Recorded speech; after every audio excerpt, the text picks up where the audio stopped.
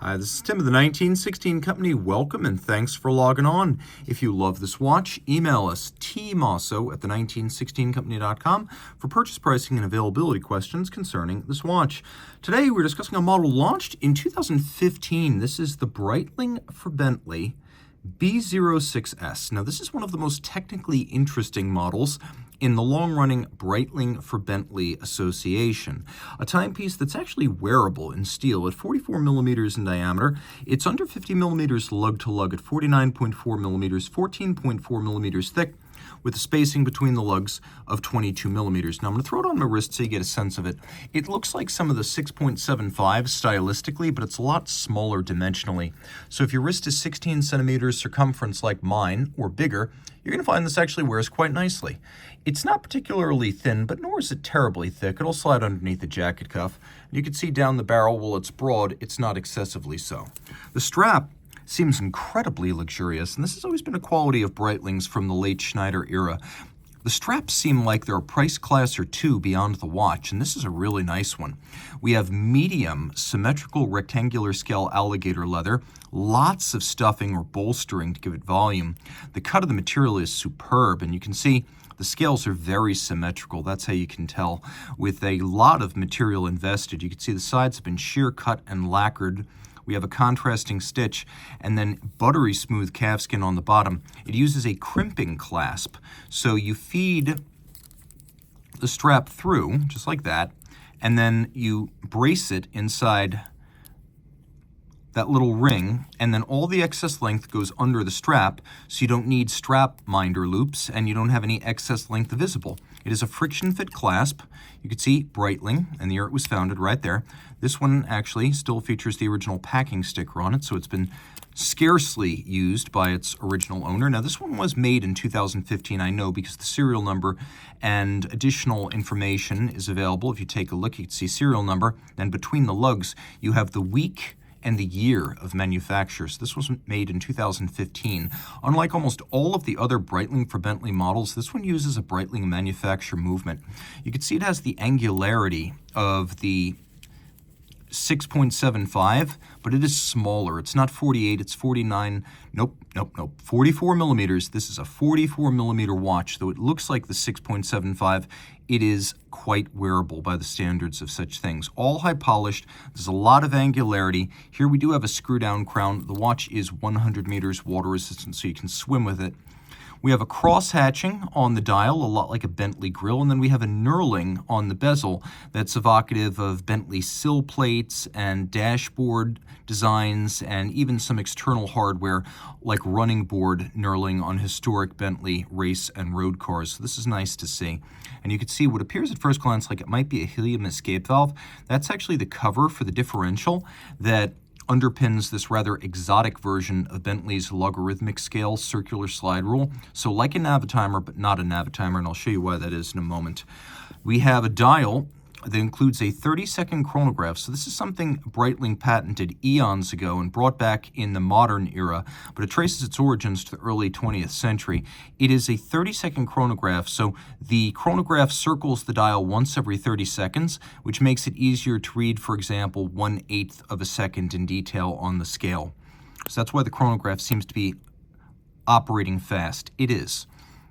Now about this calculator bezel, you can see here we have what is effectively designed for motorsports rather than aviation. And, okay, prepare for this. It works in the opposite sense of a conventional Breitling bezel. So normally, if I want to divide 9 by 3 on a conventional Navitimer, I put 9 over 3 and then I go to the index, which is 1. But you can see here, 9 is now being multiplied by 3. Normally it works like a fraction with the denominator underneath and the number being divided on the top. But if I go to the index, I have 25, 26, 27. So I'm multiplying 9 by 3, and at the index, I'm reading the product. And then, let's say, I want to divide 9 by 3. Now I put it over the index, and I can see 9 divided by 3 is 3, just like that. So it works in the opposite way. that the Navitimer works, so just keep that in mind.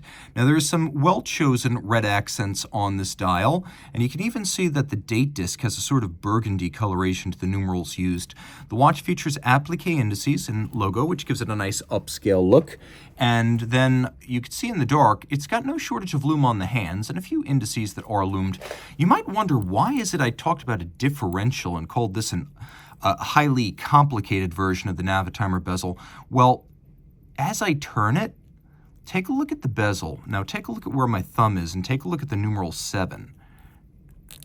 See how the 7 is slowly outpacing my thumb? The scale actually moves faster than the bezel. That's what the differential gearing there achieves. And so it helps you to set the time with smaller turns of the bezel. It accelerates the movement with tinier turns, so you don't have to take your hands off of it.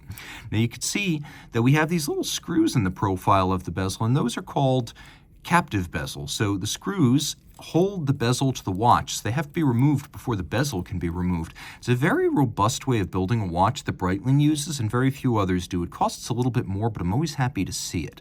Now the watch does feature a dial of silver, white, and red accents. And then we turn the timepiece over, and you can see the Bentley wings. Of course, Bentley, very famous British motor car manufacturer, acquired in 1930 by Rolls-Royce, and then divorced from Rolls-Royce when Rolls was established as a modern company by BMW, its owner, in 2003.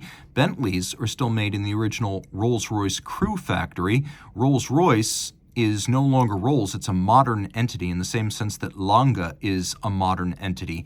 And today's Bentley is the original Rolls-Royce in the sense that Glashütte Original is actually the original A Lange und Söhne. And if you're not following that, don't worry. There's nothing overtly Bentley branded on this dial. It's just barely there at 12 o'clock, Breitling for Bentley.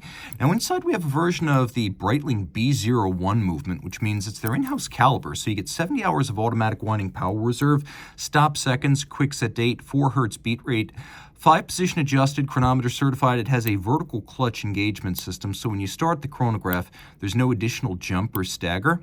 And the column wheel action is super crisp and pleasing to the touch. So there's a lot to love right there.